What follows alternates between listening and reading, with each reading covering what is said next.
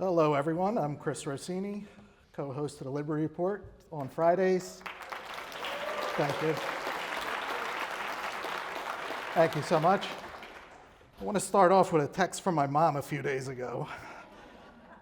She texts me and my brother, "This interview is by Tucker Carlson with Colonel McGregor.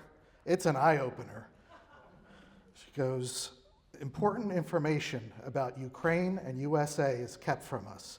Doug McGregor is so correct about the whole situation in Europe and USA." So I write back, "Yeah, Mom, he's one of our speakers at our conference next week." So she had no idea. She says, "Wow, make sure to take a picture with him if you can."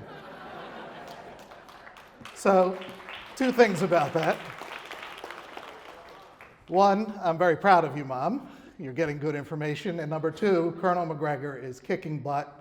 He's reaching millions and millions of people. And, he is a true voice of sanity. We all know that during war, the first casualty is the truth.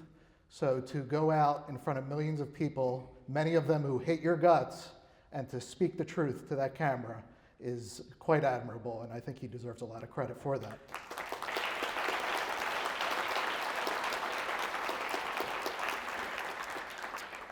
Before we get to the grand finale, I do want to acknowledge my colleagues, my great colleagues, Adam, Dick, and Daniel McAdams. Daniel, you did it again.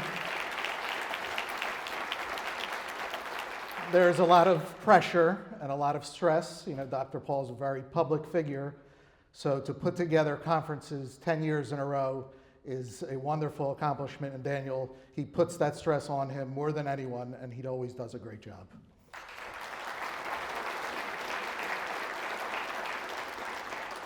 Obviously, hopefully, you found a lot of value today, and find a lot of value from the Liberty Report that goes on every day, whether you listen to us or watch us, because we live in an ugly world, and it only seems to get uglier, at least in my adult lifetime. But there's another side of the coin, and that's the beauty of the truth, the beauty of truthful principles, of voluntarism, of peace. That's always there for us to counteract the ugly. And one thing that all of us have to keep in mind, and that we, struggle with too, is to always know that the beauty will prevail, the truth will prevail. It's just how, no one knows. There's no plan for us, there's no map for us. We just have to have faith that it does, and we don't know when. It didn't happen in the lifetime of Ludwig von Mises, of Murray Rothbard, of Henry Hazlitt. They just took the baton and would pass it from one to another, to Ron Paul. Me and Daniel often talk about our friends who were amazing libertarians and fighters for peace, Justin Raimondo, Robert Wenzel, that are no longer with us. And they passed it on to us. If they're looking down on us, we have to do our part. And that's how you take it day from day, day to day. So we don't know how freedom prevails. We don't know when it prevails, but we know that it does. But how? Why? Why do we know that? It's because it's true. It can't be any other way. So the principles of liberty are true. And while individually, we have very little control, even the Ron Paul Institute, we have very little control of what goes on in the world, but individually, we can each learn and then speak what you learn. It's very important to do the second part. It's easy to just learn, become a bookworm, and just be a hermit, but you're doing a disservice to the world. The world needs you, especially your ideas. You're keeping them alive. You have to pass them on, not convince, at least inform others, so that they can be a source to someone else. So every day, we're very grateful. I'm sure I could speak on behalf of Daniel. Dr. Paul had an amazing congressional career, that he hit the right note at the right time. That was something I'm sure he could have never planned in his life. But he has a following that is still massive around the world. Every day, he goes in front of the camera and speaks to a big football stadium full of people every single day. Sometimes the numbers astound us of how many people are still out there, even though you can't see them, and we do see the negativity, but there are many, many people who are yearning for the ideas of the truth and of liberty. So we have to just keep passing that baton. You know, that's our job, and let the chips fall where they will, but we have to each do our part without fear. And I'm grateful to introduce the man that everybody's been waiting for. He's a great boss. He's a lot of fun to work with. He's a very generous and caring and funny person. Ladies and gentlemen, Dr. Ron Paul. Thank you.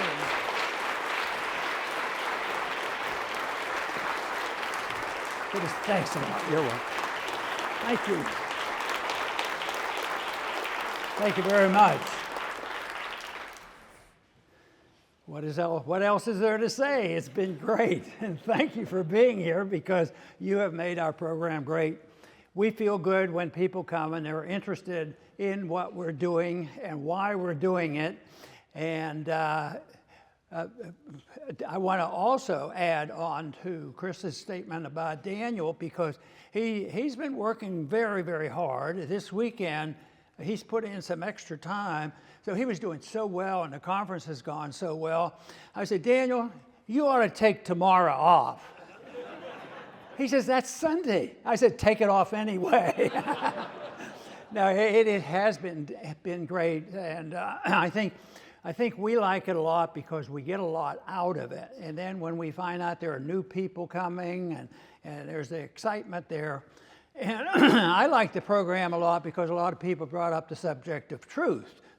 That's a pretty good subject, and people, I think, are a lot more supportive of the truth than we realize. It's the lying scoundrels who get all the attention, and they think the countries, that's all that's happening in the countries. But no, I think that when it's offered up, it makes a big difference. And I talk a lot about the higher law because I think that you can't get rid of the higher law, and people do, the nihilists, that's what they work on. And that subject, of course, came up today, and I think that's very important because that's how they think they can get ahead, is saying, you're a bunch of jerks. You believe in a higher law? And, you know, our founders talked about divine providence, and that was something important to them, and most of them shared this. But I was just wondering, you know, when this effort of a higher law was established, it obviously is well known, associated with Christianity. And I thought, well, maybe there was an understanding of a higher law even before that. And so I went back and looked at some of the earlier legal documents and the early documents, the legal codes that were written before, that they mentioned this and they brought it up. Now, the Sumerians were supposed to be the first ones that brought up a legal code. And it's a long way from what we're talking about in modern day libertarianism, but it had some interesting things. It's same as Hammurabi, who a little bit later brought it up. They said that there were basic understandings of all these codes, and emphasized by Christianity, that they put into the code the basic understanding and assumption that you shouldn't kill people. And that's a long time ago, you know, and it's been there. It's sort of a natural thing, and that's why I think I like to refer to it as a higher law. But one other point of the Sumerians, who did this very early on, they had a rule, and you have to think about this before you decide to endorse it or not. But their rule was that if there was a conflict, and somebody said so-and-so murdered somebody, and it's a murder case, and he was being charged, you could go to court. Even back then, you could go to court. But there was a catch to it. If you accuse somebody of killing somebody and killing a murder, and you don't prove it in court, you get killed. Boy, wouldn't that be something? Just maybe we could get this modified and work this out. But how many charges have been made since the last election? I guess thousands of charges made. He did this, he did this. Well, and they say, oh, they didn't take it in the court of law. No, they aborted the court of law because they've undermined that. But I think basically it's making a point that people should be cautious, and it's overkill when it comes to doing things like this. But the higher law has been with us for a long, long time, and it is a good guide. But for so long we've been ignoring this, and it's getting much worse. And that's why I think we should restate some of these principles in order to live with people. So these laws have been there for a long time. The founders certainly knew something about it, and they emphasized it, and they put it into our code. But I still think there's a lot of people who understand these principles, but they're silenced, they're intimidated, and fear is the weapon the opposition use. Scare them to death, and terrorize people, and then people become intimidated. And I just love it when, during the COVID epidemic, nonsense going on, they would have some town hall meetings, or somebody would go to the school board meeting, and people were unhappy, and they were trying to put it together and get the attention of the authorities.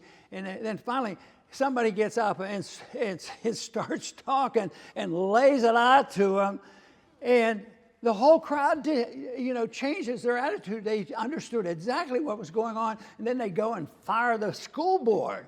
So and that's what I think about when I see the remnant, and I think most people here are part of it, whether they think about it or not.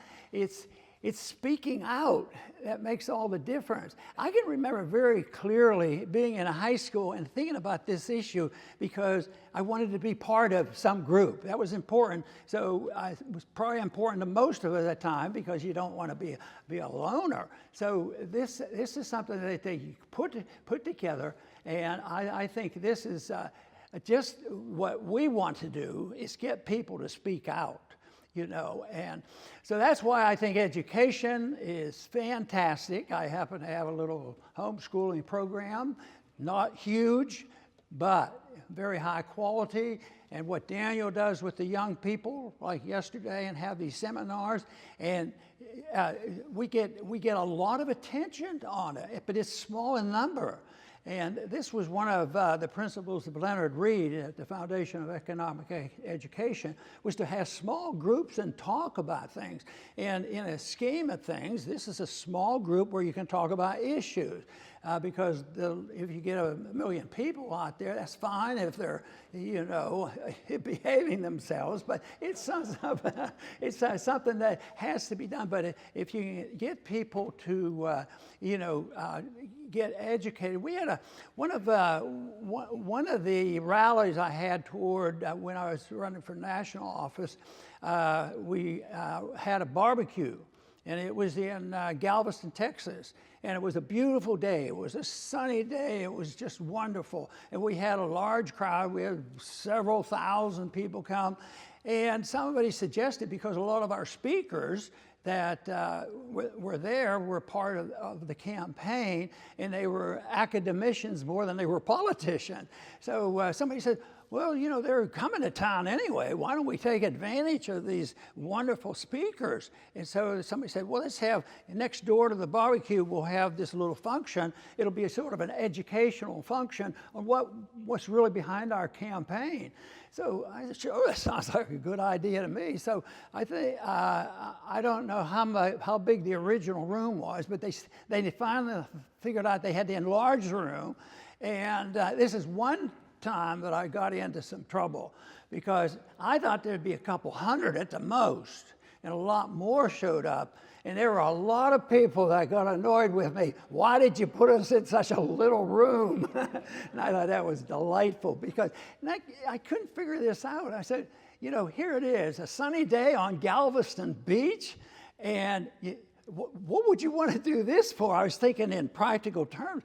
Nobody wants to, I would think they were sort of coming in and filtering in for the barbecue in the evening. I thought, oh, you know, they'll be down on the beach, won't they? So it really pleased me. It really pleases me when I see people like you that will come and seek information, because I think the information is the most important thing that we have, because people want to get knowledge and understand what's going on, and that is why I think the people we all have an obligation. I feel obligated every day I wake up in the morning. What am I going to learn today? What am I going to learn in the next 30 minutes? Because I got to see where that Daniel is. We have 30 minutes left, Daniel. Let's find something that we've studied and learned and understand, and we want to send a message. So this to me is very, very important. And I think without that, we can't spread the message. The only thing that has bothered me about the message is that why don't we do better in spreading this message? I mean, I feel very comfortable in an audience like this. We've done a good job, you know, and we're all friends. But when we go out, and we hear this message, and it might be my bias toward liberty, because I think it's so fantastic in contrast to what do you have if you don't have liberty? You have nothing but chaos and misery and all the problems we have. So the message, I don't doubt. I think the message of liberty and peace and you know, tolerance and not hurting, no lying, killing, and stealing, you know? That all sounds pretty good. And guess what the bonus is? It creates the most peaceful and prosperous society ever. I would say it should be easy to pass out that message. So I think that's something I think about all the time, and I encourage people to think up new and different things. Because a lot of times if I talk to a college group, especially during the campaign, they would come up or in the audience, they say, well, okay, Dr. Paul, you've convinced me. What should I do? And I was a smart aleck. I said, do whatever you want. Everybody has something to do, but what you do is different than what somebody else does. And some people, many people far have excelled in their ability to spread the message. They do all kinds of things. You know, anything from writing to teaching, making movies, and whatever. But the one thing is everybody doesn't have the same job. And I think that, of course, is very important. But, you know, I've also worked in more recent times about the principle of coups by governments and taking over. And I've also heard more recently the argument about Western civilization, and people would say, who stole Western civilization? I think most people in this room would agree that it's in bad shape, and somebody stole a lot of good things in Western civilization. And Western civilization was a gigantic issue in our history. And I don't think it's very old, you know. Some people say a couple hundred, 300, 400 years where you see all the advancement of technology, and that is very, very true. So I keep going back further and further. I understand the Earth is 4.5 billion years old, and most of the time it's been like a dot, and that is us. You know, the dot that existed for the last, even if you want to call Western civilization 300 years or 600 years. But it is something that people are concerned, you know, about it. And the big question is, who did steal Western civilization? And I think most of the time they throw into this the American Republic. we really don't have the American Republic. It was never perfect, and yet it's dissipating. And many know the point in time in Roman history when they shifted from a republic to dictatorship, and we have done this. But when does a coup occur? Did it occur 10 years ago, 20 years ago? Was there one incident that did it? And there's a lot of people pick dates and they say, this was the issue. This is when really, we turned a bend and got into trouble. And I think the time that I place this in is, about 100 years ago, 120 years ago.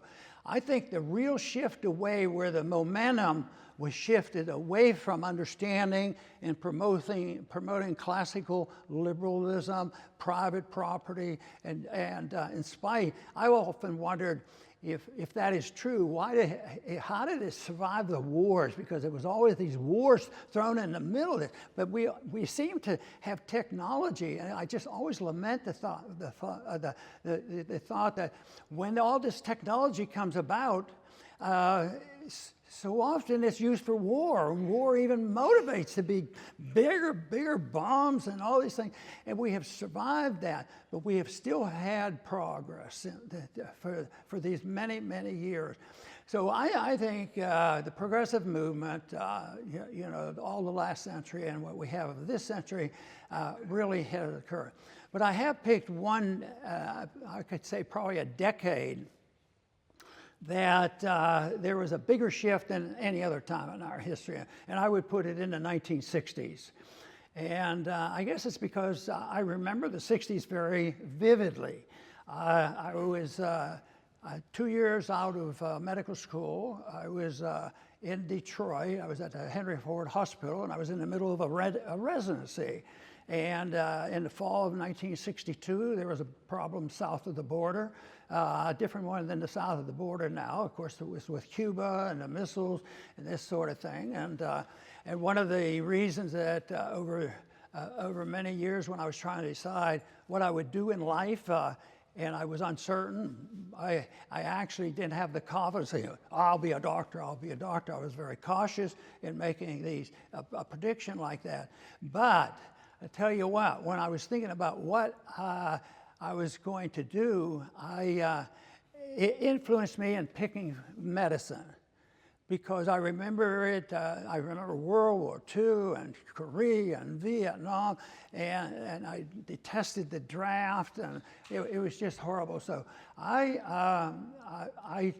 that was part of the reason I said, at least I based it on the assumption they'll draft me.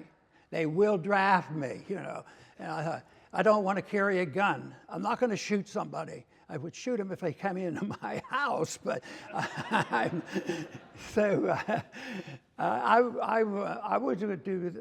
do that. So I got drafted, and real quick, it wasn't due to the Vietnam War. It was due to the fact that of the missile crisis, which was built up real fast. And then by the time I was actually inducted into the military, which would have been in January, I remember in between all that, we had a son born, and his name is Rand. So when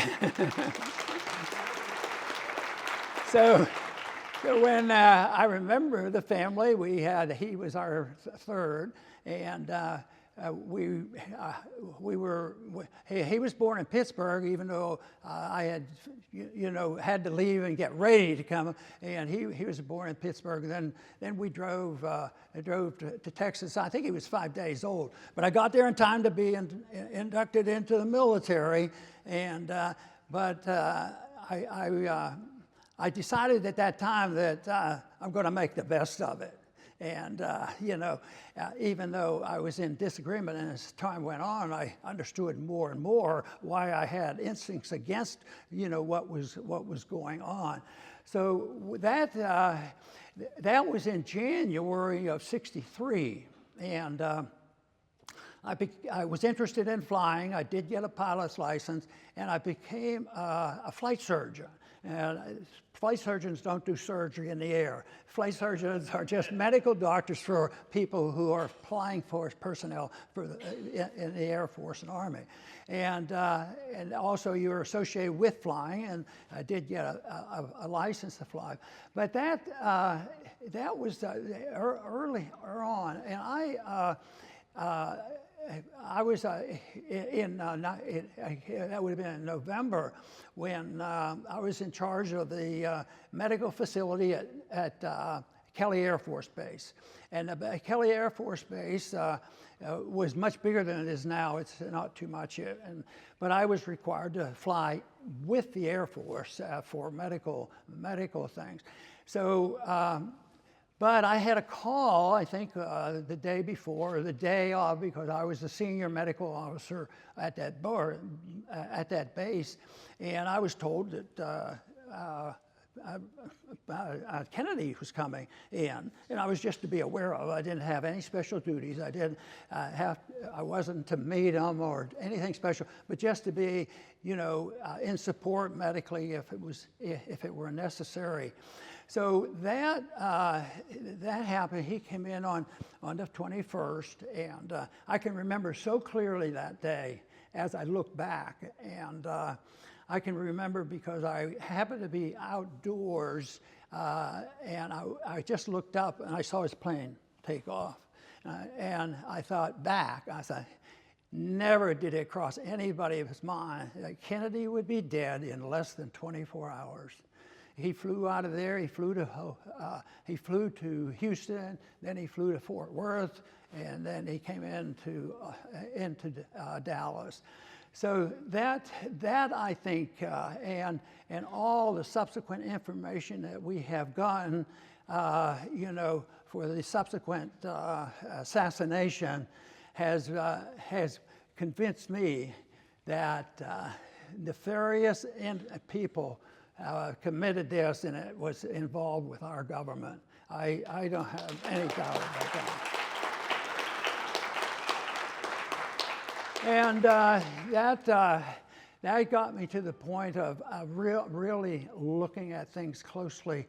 And then, of course, that was number one assassination. And then there was RFK assassination. And then there was Martin Luther King assassination, and it kept building and building. And it was a real experience. But I don't think we've recovered from that. I mean, superficially maybe, because in the 70s they didn't talk about assassinations and all, but I don't think our national security has ever returned to anything out of, common sense.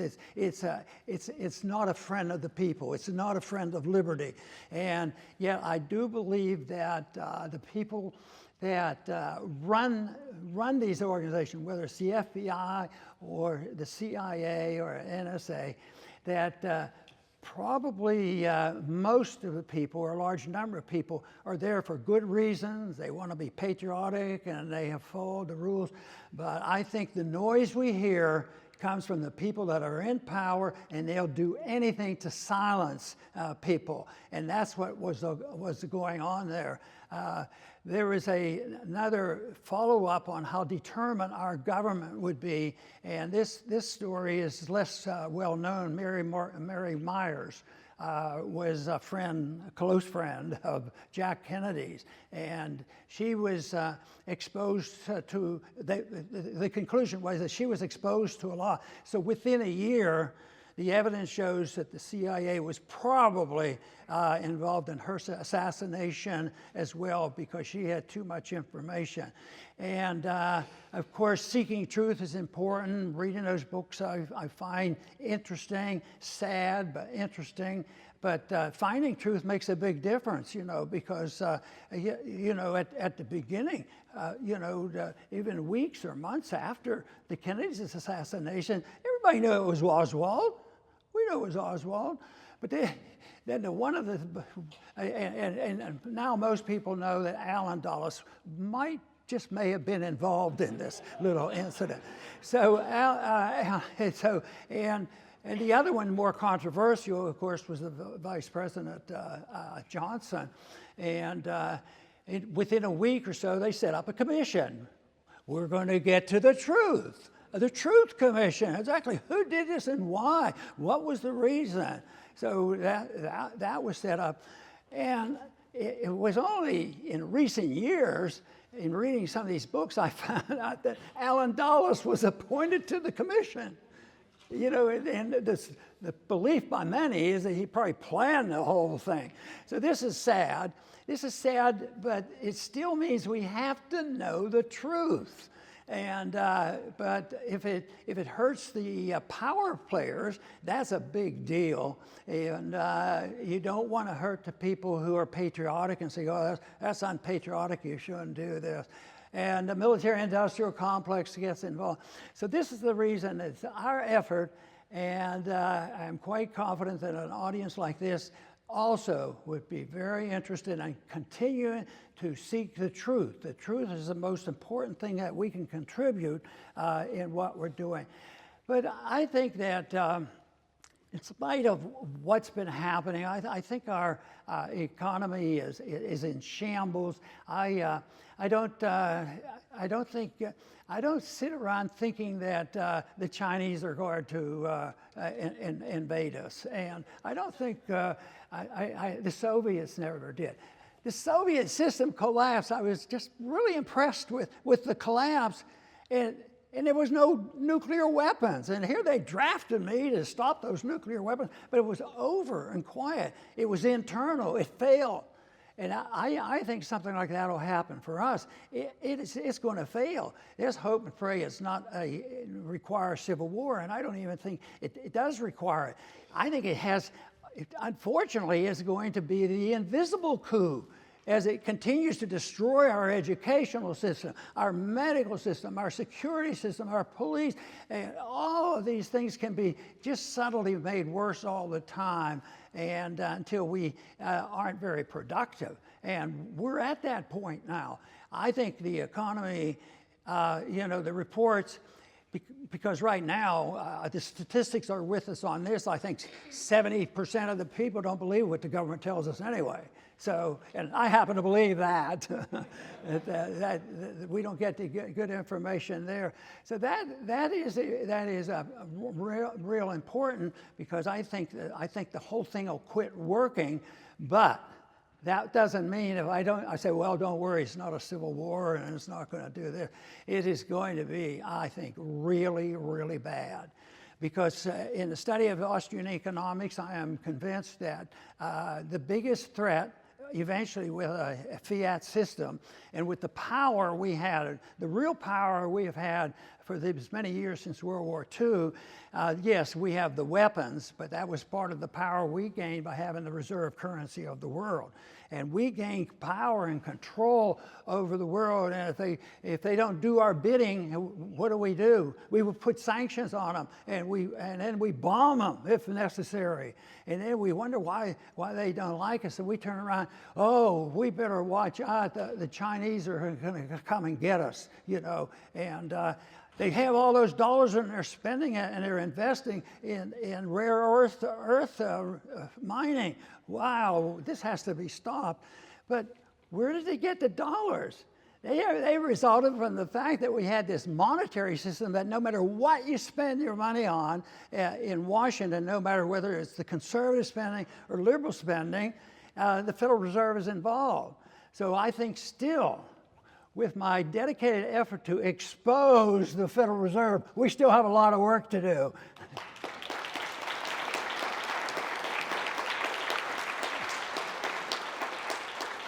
But the debt that is built up is endless. Very, very few Austrian economists are in the Congress. They're all taught crazy economics, Keynesian economics, and deficits don't matter, print money if you need it, and if the Federal Reserve causes a problem, write some regulations, just on and on, expansion of government. And I keep reminding myself, every regulation that is ever written by government to do good, to correct one of their prior mistakes, creates 2 more regulations. And as it goes on, it's like a snowball. It's a pyramid, and it's continued. But the pyramid is going to come crashing down. People are going to start to ignore it. And that's what will happen. And that's why there's a pretty good business out there now. And even on a daily basis, you hear about 10 different companies trying to get people interested in protecting themselves with having some gold and silver coins. No, there's a lot of concern about what's happening, and that we should be. So Somebody asked me once, what's the most important thing that we can do, to protect us against this economic crisis you talk about? And they want to get investment advice, which I don't give.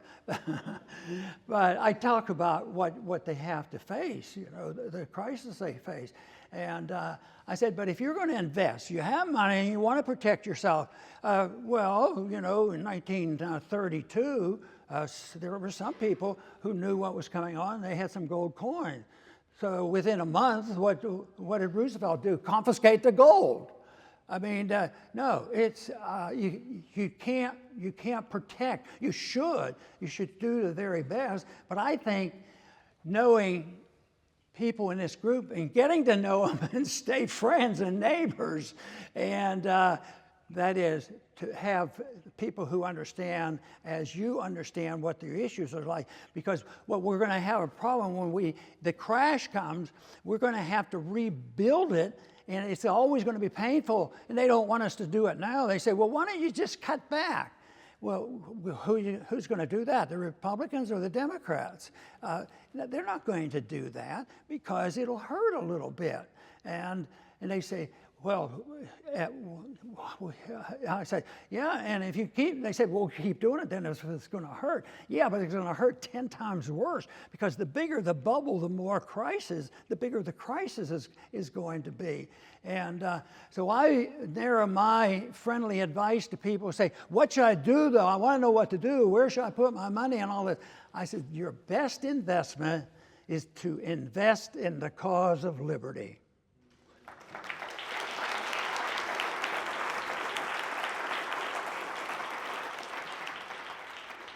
The whole thing is like I said, I think it's a shame that we can't present our case a little bit better. But I think there's reason, in spite of all what I just said, that there's room for optimism. I mean, there's been a lot of problems that have come and gone, and even in my young life, there was a couple things that happened that really disturbed, if it wasn't me directly, my family. I mean, just think of the chaos the Fed created. Well, the Fed was involved in financing World War I. Then they come in and they have a bubble in the 20s. Then they bring on the Depression. And Depression, that was talk in my family a whole lot. I was born in 1935, and so I knew the Depression and the war going on, but that was some tough times. So we get over that, and I can remember my mother clearly after there was no television, but she came up with events and news events that she said, and I remember her talking to somebody. She wasn't probably telling me. She was talking about, the Korean War broke out, and she was lamenting the fact, can we really go through another war, and we had relatives, that didn't come back, and all this thing. So this is the reason that understanding the principles of liberty, and you can't do it without understanding those basics. We were blessed by living in a country that did have some fundamentals attached to it, and it was, attached to our Constitution. John Locke. The more I look into this and read about it, I think Jefferson, had some great ideas and had a lot of practical influence. But boy, he is a Lockean down to the bottom. Boy, he really learned a lot from John Locke. And but those basic principles, not many people. How many other countries would have been in, early on, set up with a constitution, and leaning toward the good side of things, and last for a while, and doing pretty well, even though there was ups and downs then. But the good part pervaded, persisted, and that lasted, and we ended up, doing tremendously. World War II was the end of World War II. There was another big event for the coup, because that's when we really felt our oats. Boy, I'll tell you, we had bombs, and we had money, and we had the gold, and we had the notions of what we were going to do. So it was a big deal, and we used it. It's amazing how long the fiat dollar has lasted. And I thought it was approaching not the immediate end in 1971, but that is another day in my life that woke me up, because I had started reading and studying this, and I said, this is a big deal. This is a big deal, where we declared our bankruptcy. That's our first declaration, because we told the world, we're going to print up these pieces of paper, but we are the good guys. We're going to protect you. We have a military, and we are going to take care of you no matter what. And but they said, well, and the dollar was holy. Everybody loved the dollar. They still do, much more than they need to or should, because it is fiat. It is fake. And it's not going to last. It may do this, gradually go down, but it's lost a lot of value already, and it's going to lose more, because that would be the defiance of history. I remember one day when I asked, I think it was Bernanke. I used to have a little fun with those chairmen of Federal Reserve. I asked him. This was, a lot of times I got a little worried, because I was more interested in getting a message out than thinking they were going to honestly answer my question. So I decided a different approach one day. I said, Chairman Bernanke, is gold money? And he held his breath. No. That was it. And then I said, well, why do the central banks all hold gold? I said, they don't hold, diamonds for money. And tradition. He wasn't very interested in getting into a discussion about that. But I did. 71 had a lot of influence in me in making some, what you might call, political decisions.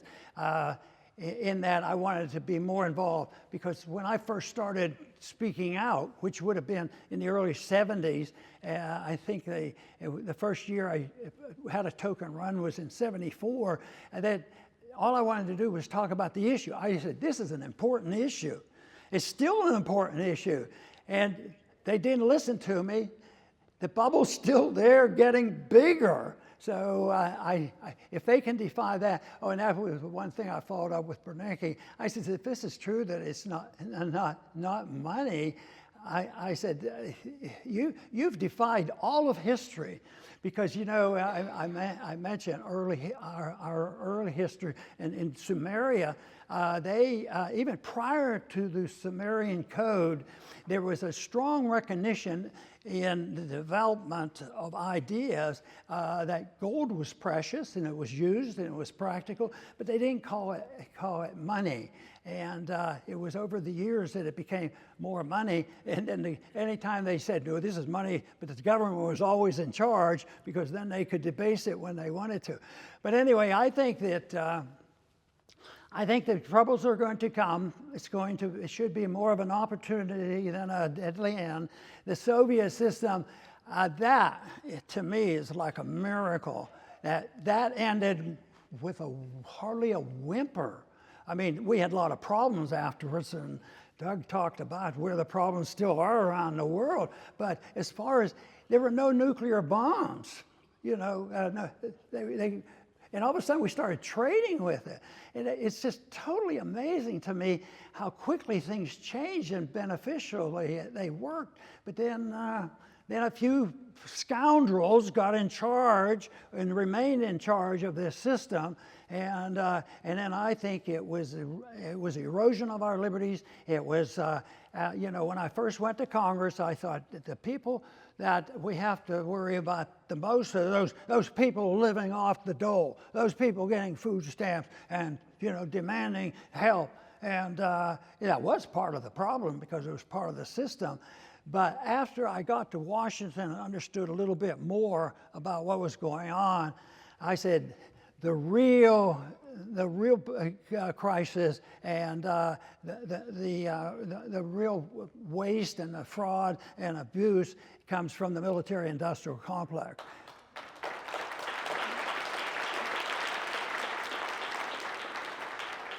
So that would be one place we could start, and you could do it in a practical fashion. If we went tomorrow and said, it's done, we're quit and all that, I mean, there would be, you're inviting some real violence, if you try that. But some of my proposals, one was, cut the military, explain why you're doing it, because if people understood it, they might, go along with it. Explain why you're doing it, and don't cut food stamps the first thing off, and don't cut health care to children. And you could still maintain your principles. You cut here and cut slower here. But even I don't believe that's possible. It could be done. People say, can't you do it? Can't you get more people help? I think the ignorance about how the system works and how freedom, how the welfare state works, and how strong they are, how much they're in power. Just think, well, why don't we start off? The first thing we're going to do is we're going to make sure all the votes are counted. Oh, that would help. maybe we could get more people in there if there couldn't be so much going on in our election.